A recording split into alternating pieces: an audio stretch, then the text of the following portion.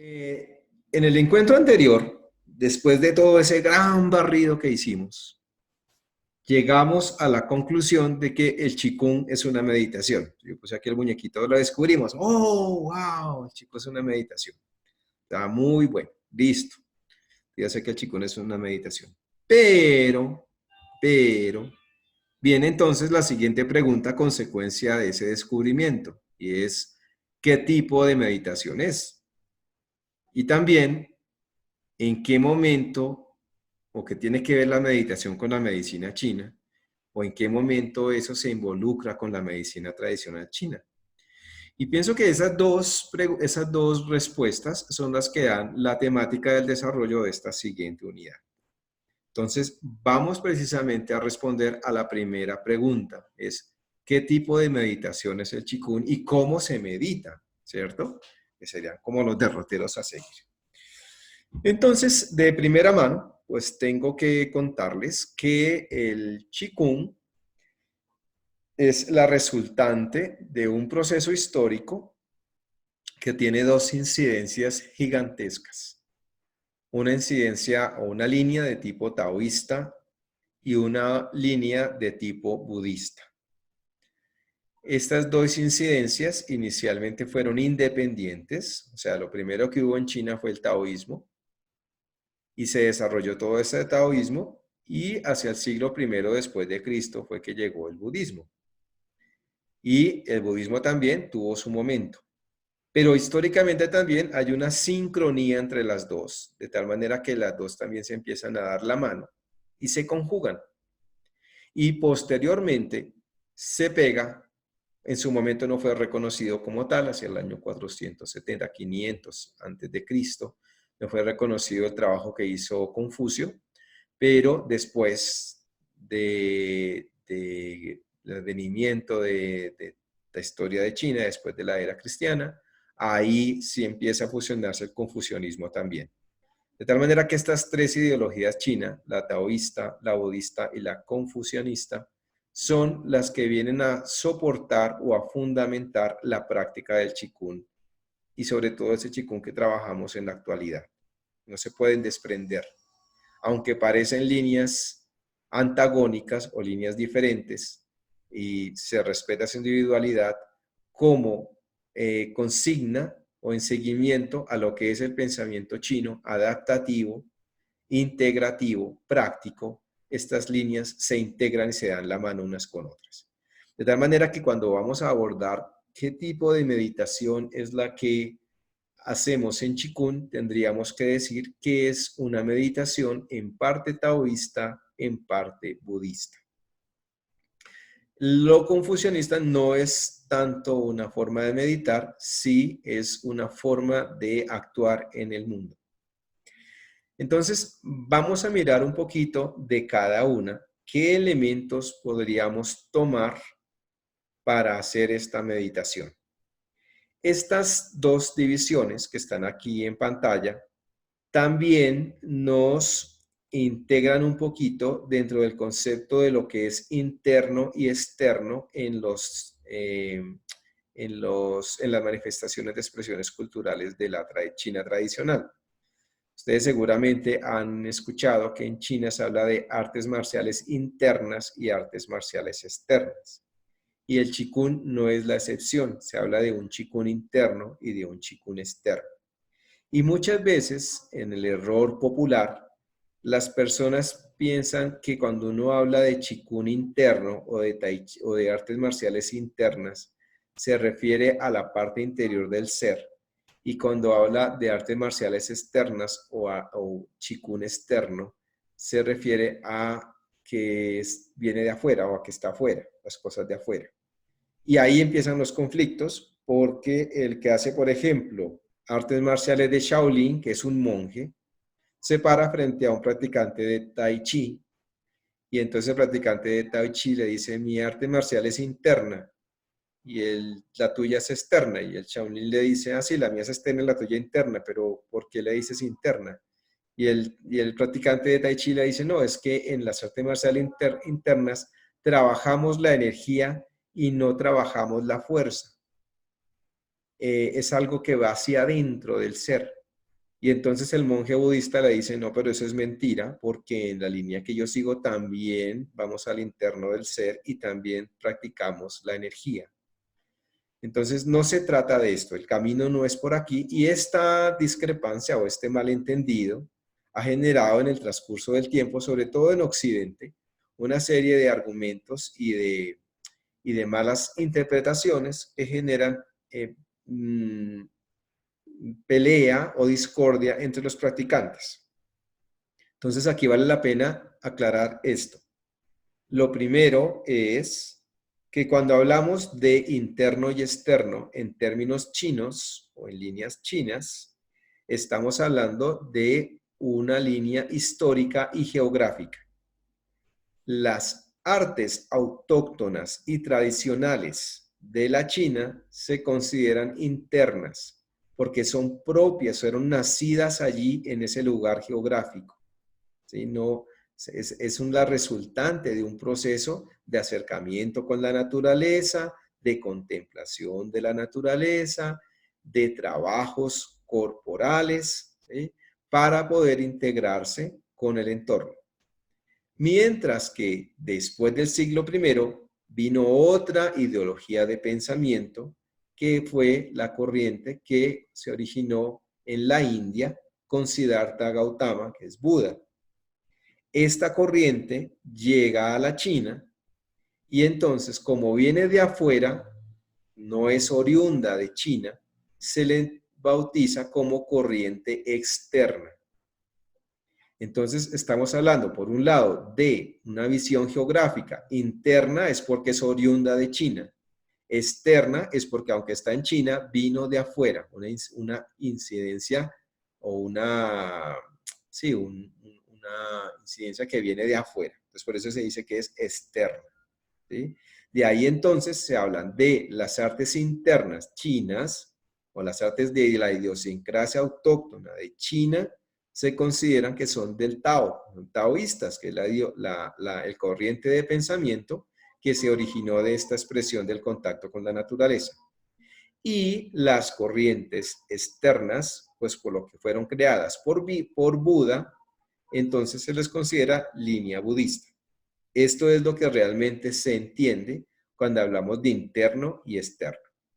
Es un error también bautizar las artes marciales que están fuera de China como externas.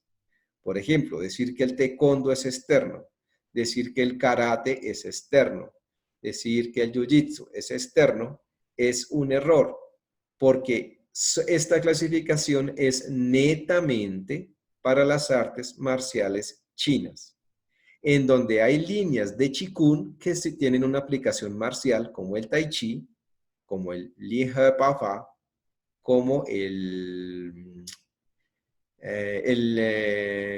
y Aqua. Chuan, el Pakua Chuan, ¿sí? Y el Sini Chuan, ¿sí? Son corrientes internas, o sea, son artes marciales autóctonas de China. ¿Estamos? Las artes marciales de Shaolin son artes externas. Esto debe quedar claro, porque entonces la práctica de Qigong también puede ser interna y externa. Entonces, cuando les digan, ay, ¿usted qué tipo de Qigong hace? Ah, no, yo hago un Qigong interno. Ah, o hago un Qigong externo. Pues, el Qigong externo sigue las enseñanzas de Buda. Más es interno también, no tiene nada que ver con el ser. Todas las dos líneas van hacia adentro porque lo que pretenden es una transformación del ser humano. Y si dices, no, yo practico una meditación taoísta, entonces, bueno, eso es interno, ¿correcto? Entonces, eso es lo primero que quiero que quede súper claro en tu mente, en tus conceptos sobre Tai Chi y artes marciales internas y Qigong interno.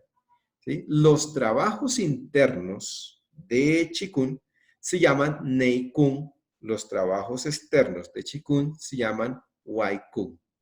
¿Sí? Aquí sí ya entraríamos a mirar un poquito la parte metodológica, pero hay líneas, trabajos internos y externos budistas y trabajos internos y externos taoístas. Mira que estamos hablando de lo mismo que hablan los chinos siempre, del yin yang. ¿Sí? El taoísmo hace parte de la misma esencia. La esencia espiritual es una sola. El budismo hace parte de la línea de la misma esencia. Entonces, las dos son expresiones físicas, conceptuales, culturales, geográficas, de la misma esencia, pero tienen diferentes expresiones o diferentes matices.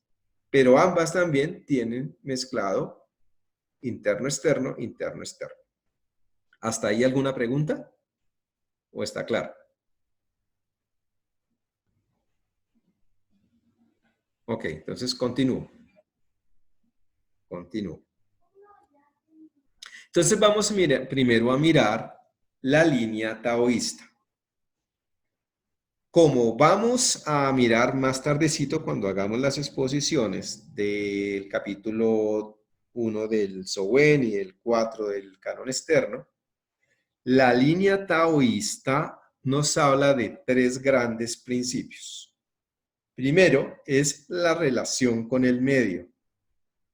Es decir, el taoísta siempre entiende que hay un macrocosmos y que ese macrocosmos tiene una expresión en algo que se llama el microcosmos. Y que ese microcosmos funciona en esencia de igual manera que el macrocosmos. De tal manera que si uno mira lo micro, puede entender lo macro.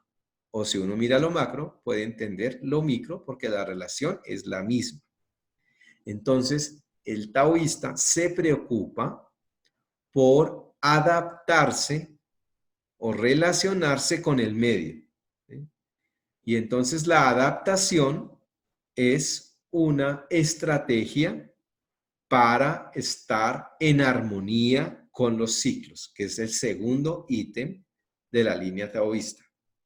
Entonces, yo les explicaba en el primer encuentro que todo el conocimiento interno chino, ahora ya lo puedo hablar así, ya me entienden, está estructurado con base en la contemplación que los ancestros hicieron de los ciclos, ¿ok? Tanto del macrocosmos como del microcosmos. El microcosmos se entiende como el ser humano, el macrocosmos como el ambiente o el entorno en donde está involucrado. Entonces, hay un ciclo externo y un ciclo interno. Y de la manera en que yo armonizo o llevo esos dos ciclos de la mano, gracias a mi capacidad de adaptación y relación con el medio, es que puedo perfilarme a alcanzar el Tao, que es el tercer gran ítem de esta línea. Y el Tao, ya mirábamos que tiene varios significados. Un significado es camino, sendero, vía o sentido. Esa sería una primera aproximación al carácter de Tao. Pero en segunda instancia, el Tao se refiere también a una doctrina en particular, ¿sí? Unas enseñanzas particulares que pertenecen a una tradición. Y en tercer lugar, el carácter de Tao se refiere a la armonía del yin y el yang, o a la esencia del yin y el yang. Usualmente a mis alumnos, y para no confundirlos, les digo que primero está el Tai Chi, que es la mamá, la gran madre, la unidad que da a luz al yin y al yang. O sea, el Tai Chi es la mamá del yin y el yang. Y cuando el yin y el yang se ponen en conjunción y en armonía, se dice que están en Tao. Entonces hablamos del Tao de la energía, hablamos del Tao de la naturaleza, hablamos del Tao de la salud. Quiere decir que estamos hablando de la armonía yin-yang de esos aspectos. Pero también Tao puede ponerse de la mano con el Tai Chi. Es decir, es aquel motor fundamental que permite que el yin y el yang se acerquen y se complementen. Y si lo miramos desde ese punto de vista, la palabra alcanzar el Tao sería entonces un objetivo a cumplir dentro de las prácticas de la línea taoísta, porque nos enseñan que la armonía de los ciclos se consigue gracias a la capacidad o agudeza que tenemos de adaptación con el medio en la armonía o en el manejo de la armonía del yin y el yang. Y cuando se trabaja en la armonía del yin y el yang, ¿qué alcanzo? La suprema armonía.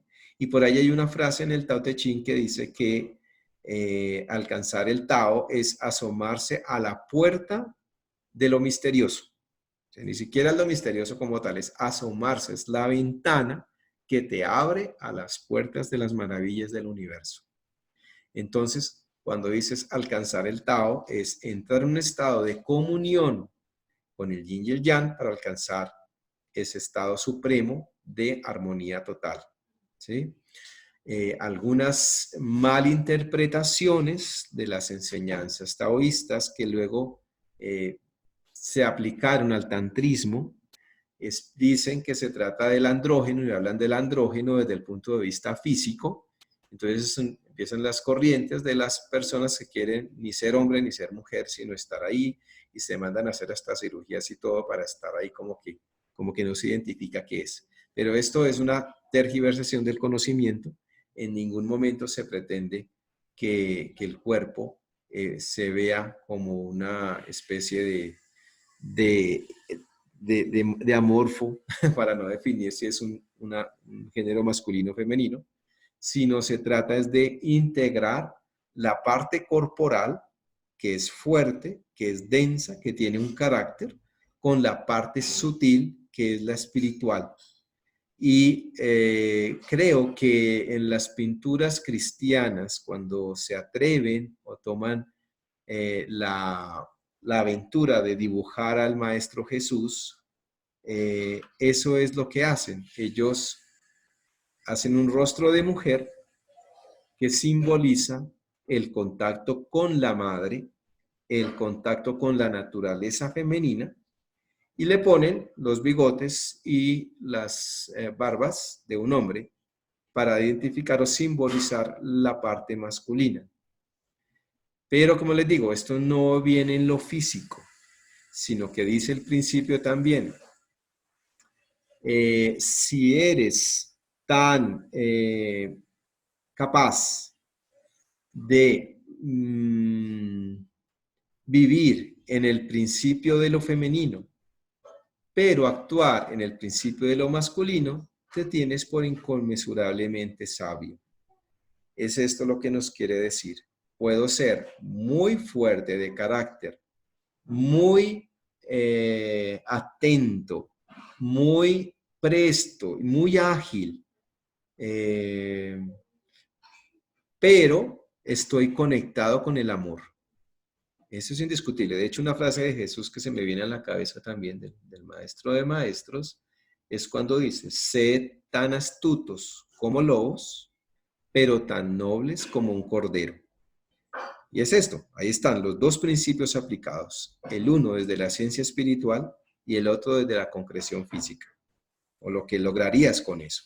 Si tú estás conectado en la sabiduría como un estado de iluminación, de conexión con tu espíritu, pues se entiende que tienes una visión completa, eres un iluminado. Iluminado es que es plenamente atento, plenamente consciente. Entonces, si tú estás conectado con la naturaleza de tu espíritu y tienes la capacidad de comprender y ver todo lo que acontece alrededor, pues tienes que ser congruente con tu acción. Y eso es lo que quiere decir esto. Entonces, en la meditación taoísta se plantea un camino. Hay un camino natural de llegada y un camino natural de regreso, porque recordemos que en el taoísmo todos son ciclos, por eso me devuelvo aquí en la diapositiva. Entonces, si hablamos de ciclos, lo opinamos. Eso lo vimos un poquito en el encuentro anterior. En la parte de arriba, si lo leemos esta gráfica de arriba hacia abajo, esta gráfica le llaman el compendio Tai Chi. Recordemos que el Tai Chi es la energía madre que origina todas las cosas que existen. ¿Okay? Es una energía femenina. Entonces, fíjate que desde los tiempos antiguos, la energía creadora es la energía femenina. ¿Sí? ¿Y quién hace la energía femenina? El absoluto misterio. Y ahí vienen también los simbolismos de las narraciones de los maestros iluminados que no tienen un papá, o que el papá surge del principio misterioso que fecunda al principio femenino para dar a luz. Entonces uno dice, bueno, ¿quién embarazó a la Virgen María? Lo misterioso. ¿Quién embarazó a la mamá de Buda? El principio misterioso. Y así se cuentan cualquier cantidad de historias ancestrales que están en los libros sagrados y que nos rememoran. Y lo que nos quieren enseñar es eso. El principio de lo misterioso es lo divino, el creador fecunda y hace posible la energía femenina que va a dar a luz la expresión o la manifestación de todo lo que existe. Esto es lo que nos quiere dar el gráfico de arriba. ¿Sí? El círculo es la unidad y es ya la mamá. ¿Por qué? Porque lo misterioso, también está escrito, no se puede representar, no se puede pintar y por más que hablemos de él, no lo podemos definir. Entonces, como no se puede pintar, no se puede representar, le dicen el innombrable. Y es tan sagrado que ni siquiera tiene nombre. ¿Ok? Y la unidad, y por eso también hablan, no tiene nombre, dicen lo misterioso. Y la unidad, que es la madre, o sea, ya es la mamá, es la energía que fue concebida por su creador. Está ahí y va a ser la que va a llevar toda esa potencialidad del cielo y la va a concretar en la materia. ¿Cómo hace para concretarla? Entonces, miremos, del círculo blanco que está en la parte superior, aparece el movimiento del yin y el yang. Pero mira que aquí no pintan el símbolo del yin yang como usualmente lo conocemos, con los peces ahí con los ojitos del color opuesto, sino lo pintan como ciclos, tanto internos como externos, que mueven la materia y que están presentes en la materia. Entonces, ese movimiento armónico de yin-yang es la consecuencia de la mamá. ¿Sí? Son los hijos de la mamá que se llama Tai Chi. Y pasamos al tercer dibujo, en donde están las 5 frecuencias, los 5 estados que generan todo lo que existe. Recordemos que cuando en chino, en el conocimiento chino, hablamos de fuego, de agua, de tierra, de madera o de metal, en ese momento no estamos hablando de nuestra imagen de fuego, ni estamos hablando de un río, de líquido, no estamos hablando de un árbol, ni estamos hablando de una espada. No, no, no, no, no. Son las formas, los nombres o las ideas mejor, porque son dibujos antes que nombres, las ideas que los antiguos utilizaron para representar las vibraciones de la naturaleza o las vibraciones que conforman la naturaleza. Y esto se pega completamente con el conocimiento ancestral de los indianos, de la India, que nos habla de cómo el sonido origina la vibración, sonido y vibración. El sonido sería ese dar a luz, ese parto que da la mamá, y la vibración, entonces, se expresa para los chinos, hay 5 vibraciones, y en cada vibración hay subfrecuencias. Cada vibración tiene subfrecuencias. Entonces hablamos, en lugar de, si fuéramos griegos diríamos, frecuencia alfa, beta, gamma, teta, ¿sí? Pero aquí no los bautizaron así. Aquí pusieron fue el dibujito de una energía que asciende, de una energía que desciende, de una energía que es concéntrica, de una energía que se expande y de una energía que contrae y que le llaman a eso fuego, agua, tierra, madera y metal. Son vibraciones energéticas que se producen por el movimiento del yin y el yang. ¿Ok? Y de ahí, entonces, cuando se generan esas frecuencias, se da la opción de que se manifiesten como un hombre o en lo masculino o como un femenino.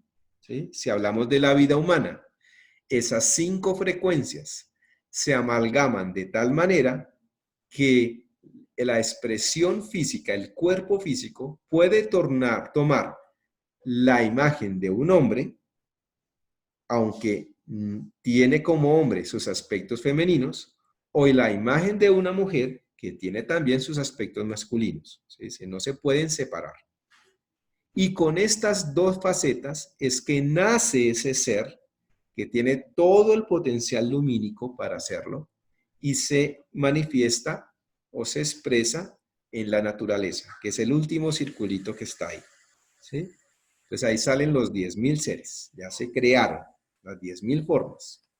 Entonces fíjate que esta lectura que estoy haciendo viene de arriba hacia abajo, desde lo misterioso a la unidad, que es la mamá, es lo 1, de la unidad al 2, que es el yin yang, del 2 al 3, que es ese juego, esa alternancia del yin yang a través de las frecuencias, para concretarse como hombre o como mujer en el aspecto de lo manifiesto.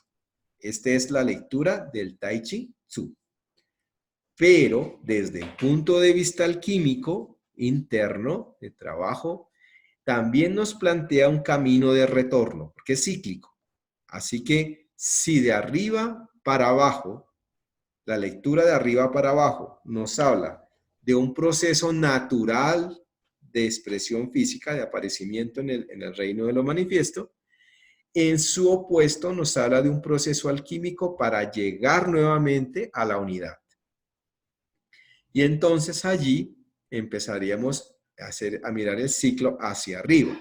Mira cómo el nacimiento nace uno con la cabeza hacia la tierra. Cuando nace entre las piernas de la mamá, nace mirando hacia abajo. Es esta lectura que estoy haciendo. Pero cuando uno quiere superarse, ir hacia la unidad, el nacimiento va por arriba, ¿sí? Por el Shen. ¿Ok? Ahora entonces comenzamos a devolvernos. Desde, creo que se me va a cortar, si se me corta no se preocupen, bueno, me quedan 5 minutos y volvemos a conectarnos. Desde abajo hacia arriba entonces, bien, este ser que está aquí, que tiene toda la potencialidad de realizarse y que es un espejo de lo que está arriba en su unidad, es un espejo de la unidad que está en la arriba, este ser puede fusionar sus aspectos yin-yang de su personalidad, de su constitución, repito, no físico, sino entre forma, espíritu, forma, energía, ¿sí? Puede armonizar esos 2 estados para llegar a una armonía de toda su estructura corporal, energética, emocional, mental y por lo tanto espiritual. Porque cuando este ser logra armonizar el yin y el yang dentro de sí mismo, todo su cuerpo, los órganos de su cuerpo que hacen parte de la expresión física de estas frecuencias, se armonizan y están bien. Esos 5 órganos generan una esencialidad que se vuelve energía. Energéticamente está perfecto. Y esa energía va a ser todo un proceso para generar como esencia un pensamiento. Y ese pensamiento claro, armónico, transparente y directo se expresa en las emociones, en armonía. Y en ese estado entonces viene al penúltimo símbolo, el yin y el yang, empieza a hacer que esos ciclos se empiecen a difuminar, ¿sí? Y entonces nace a la luz con su espíritu, nace a su Shen, a su unidad espiritual y tiene acceso a las puertas de las maravillas del universo, o sea, las puertas de lo misterioso. Entonces, este es el trabajo alquímico de abajo hacia arriba. Y por eso acá en los dibujos ancestrales, encontramos esta figura que está a la izquierda, en donde el monje que está meditando sostiene 3 grandes esferas. La esfera que llaman los chinos el Qin, Qi, Shen. Qin, la esencia, los fluidos, la corporeidad. Qi, la energía que se moviliza, o la bioenergía que se moviliza con esa estructura, y el pensamiento, emoción que se genera por estar en armonía con esos 3 elementos.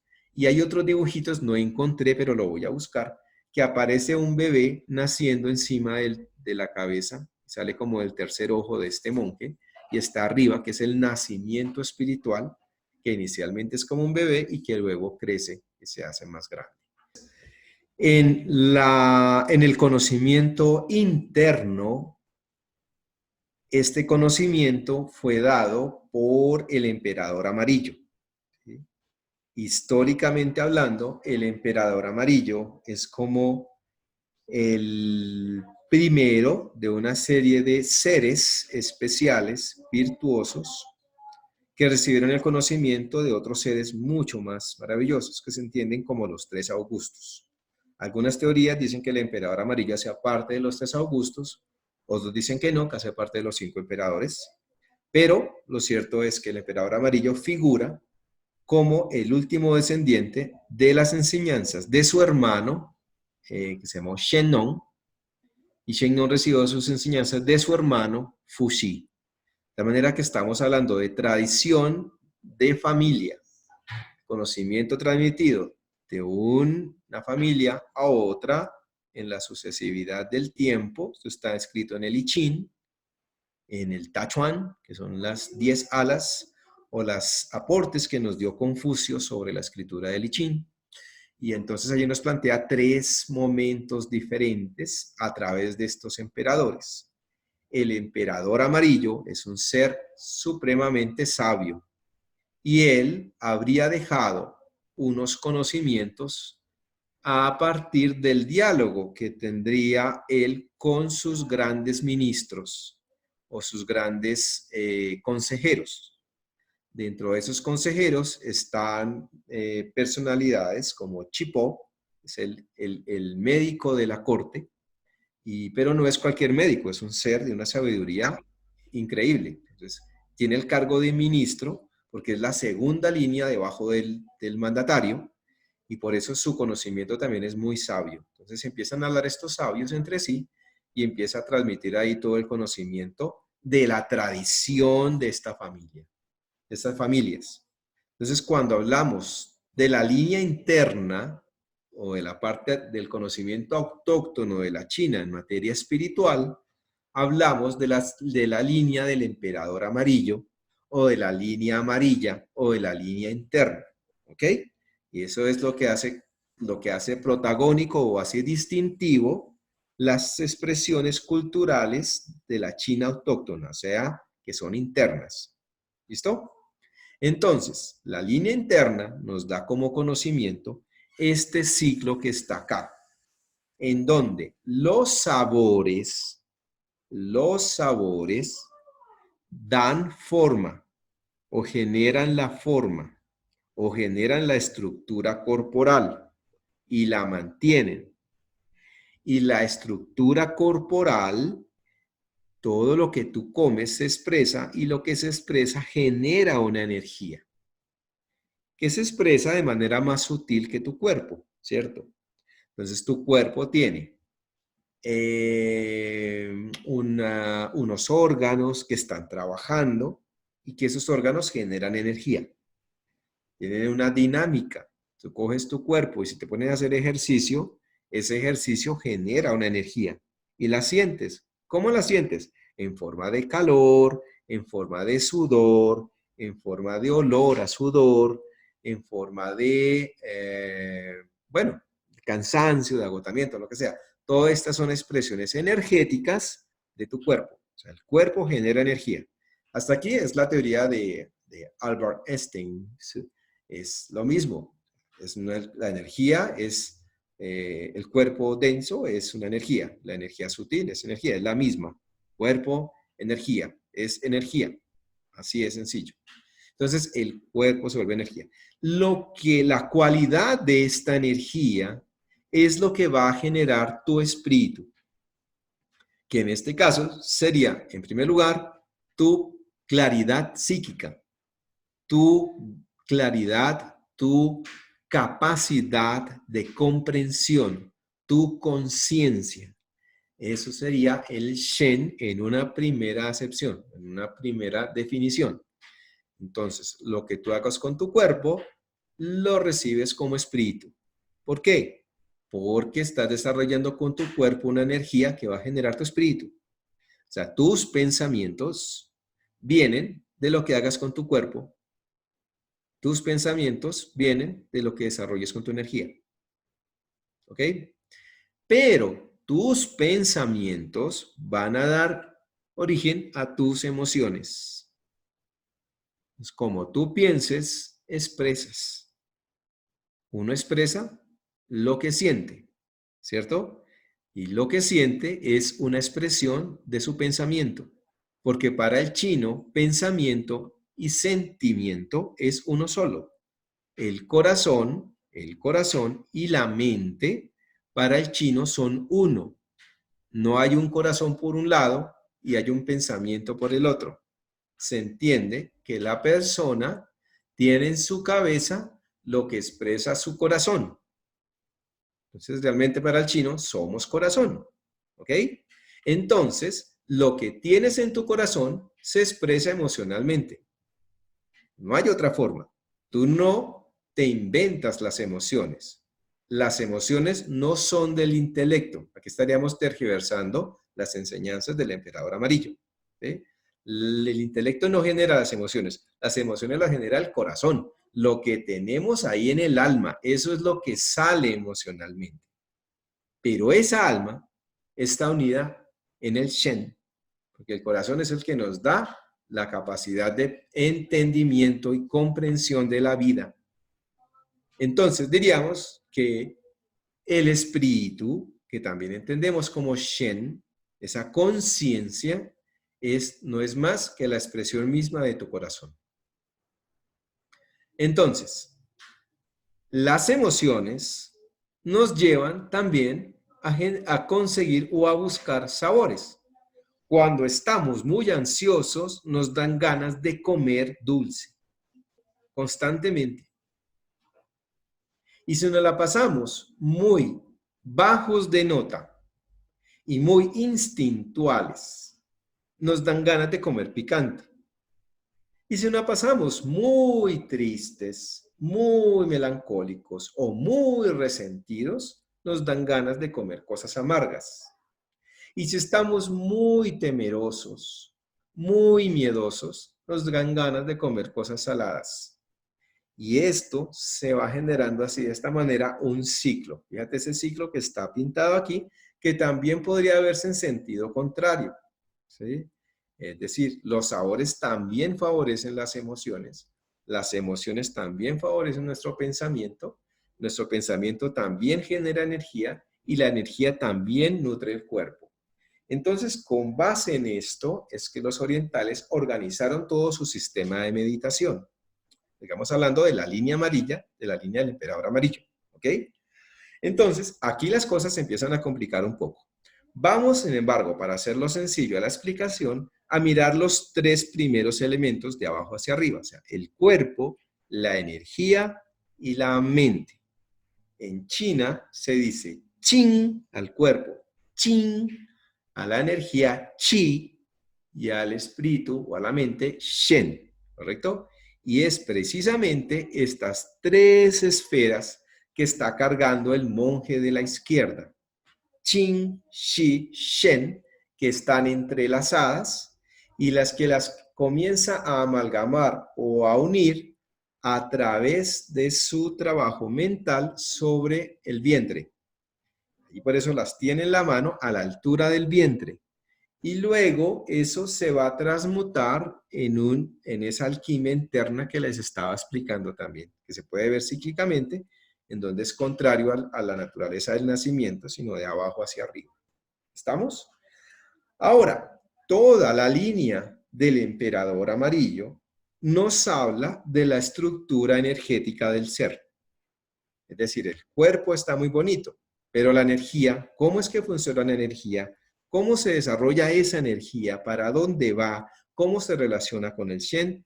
Ahí entonces empieza lo que da origen, el conocimiento que da origen a la teoría acupuntural, a los vórtices, a los centros energéticos y a toda esta amalgama de elementos que hacen parte de la línea amarilla.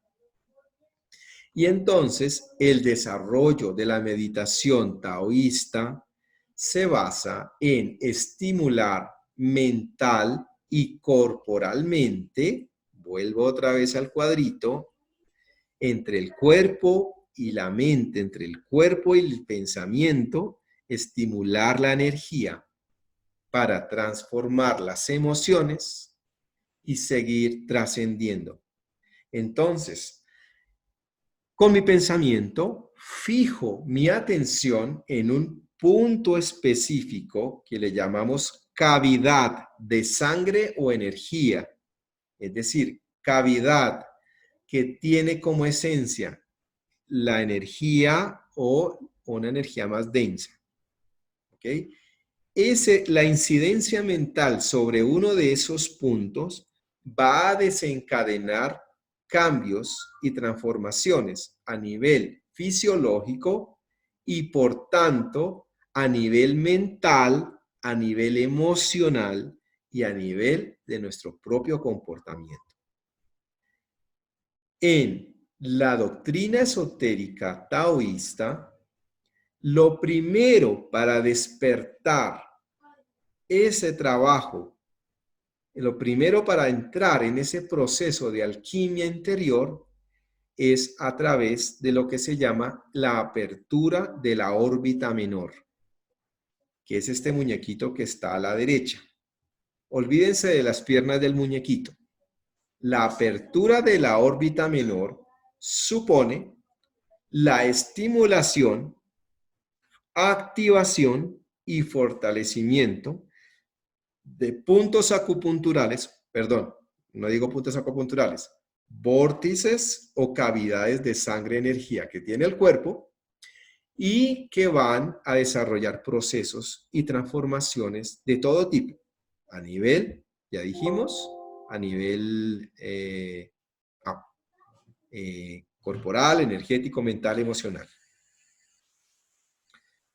Esto supone un camino, porque esta órbita menor, este camino de iniciación de la órbita menor, dura un año desarrollándose, dura un año abriéndose, mínimo. ¿Sí? Máximo 9 meses, mínimo un año, o incluso 12 meses. ¿Sí? Más o menos un año. Entonces, el primer gran centro a abrir es el centro que está en el vientre. Pero ese centro que está en el vientre es la bolita naranja que está en la parte inferior, es la zona, se llama Tantien inferior. Tantien inferior. Tantien es el significado, es campo, campo donde se cultiva algo. El Tantien, para abrir ese Tantien se necesitan unas llaves, ¿ok? Y esas llaves son los puntos energéticos. Entonces, cuando tú desarrollas un punto energético, más 2 puntos, más 3 puntos, más 4 puntos, más 5 puntos, te mira el muñequito que estoy viendo aquí a la derecha, que están alrededor en la parte inferior.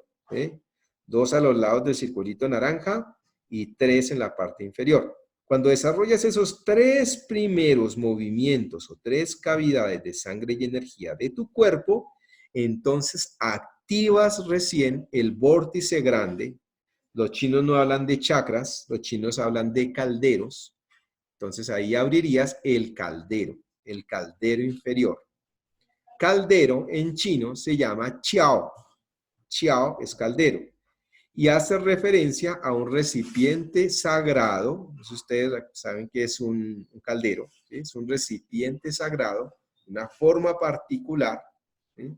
que representa como un útero, y allí es que se usaba en los rituales ancestrales para mezclar sustancias sagradas que dieran la posibilidad de generar un elixir, ¿sí?, o una poción mágica para transformar. Entonces el caldero es una olla donde se transmutan cosas. Asimismo, entonces, cuando llevamos el concepto de Qiao al cuerpo, es como si a través de estas llaves o estos puntos estuviéramos generando las primeras sustancias que le metemos al caldero para que este caldero, por acción del fuego interior, se empiece a desarrollar y empiece a transformar los fluidos, las esencias que circulan allí, ¿sí? ¿Qué circula allí? A nivel corporal está toda la región geniturinaria. A nivel corporal, ahí están todas las expresiones de agua del cuerpo. El colon, los riñones, la vejiga, los fluidos genitales, toda la esencia corporal del cuerpo está involucrada ahí abajo. Por eso dicen que es el Qiao de la esencia. Es el Qiao que guarda la esencia de la estructura corporal. Y porque es el Qiao mágico que también permite la creación o generación de nueva vida humana. ¿Ok? Ahora, cuando se sigue el camino de la órbita menor por la columna, entonces mira que llegamos a unos puntos que están a la línea del corazón o cerca al corazón, y luego en el cerebro, y luego empieza un color azulito allí, que es el descenso de esa órbita menor para regular todas las funciones yin del cuerpo. Cuando se completa esta órbita, el cuerpo queda o se siente muy saludable, muy energizado, muy sano. El río rojo que está atrás, en la columna de este muñequito que está a la derecha, esa línea roja, es el caudal o el pantano, el gigante pantano, donde todos los meridianos de energía yang toman lo que necesitan para llevarlo a las demás partes del cuerpo. Ese es el caudal de donde recogen agua, como un pozo o una laguna en un pueblo. Todo el agua del pueblo va gracias a que la laguna se la da. Pero al mismo tiempo, todo el agua que sobra se la devuelven allá. Entonces, todos los órganos yang recogen o llevan sustancias a ese caudal rojo que está ahí. Ahí viene tu energía yang. Y la energía yang es como el sol, dice en el capítulo del Sowen también, es como el sol. Si a alguien se le quita el sol, pues no puede vivir. Entonces, el yang, la energía yang, es la que calienta, la que da la vida, la que activa todos los órganos, la que activa el pensamiento. Y la energía yin es la que está pintada de azulito en la parte frontal del muñeco. Entonces, ese canal, ese caudal hace lo suyo mismo con los canales o los meridianos yin del cuerpo. Es el que es como el gran cauce que recoge y que lleva a nutrir todos los canales yin del cuerpo. Entonces, la apertura de esta órbita, que empieza abajo, como les decía, con la parte corporal, pero también recoge sustancias esenciales o emocionales como el miedo, como el temor, como la voluntad por la vida, etc. Esta fuerza se activa cuando se activa ese caldero. Ese proceso de un año se activa esas tres esferas que tiene ese señor de la izquierda, el Qin, el Qi y el Shen, que te dan la puerta de apertura para iniciar el proceso alquímico. Después vendría otra cosa que se llama la órbita mayor. La órbita mayor es ese mismo caudal que está puesto aquí en las piernas del muñequito de la derecha. Entonces ya el ciclo no solamente sube por la columna y baja por la parte frontal del cuerpo, sino que también se expande hacia los pies y las manos. Aquí no están pintadas las manos. Entonces, esa es la órbita mayor. Esos dos elementos son las bases de la meditación taoísta, ¿sí? Es compleja, está llena de supersticiones, está llena de pasajes sagrados con enseñanzas esotéricas que solo un maestro puede codificar. ¿Estamos? Esa sería la meditación taoísta. Y mañana veremos la meditación budista y cómo se ensamblan estas dos a la luz de la medicina china.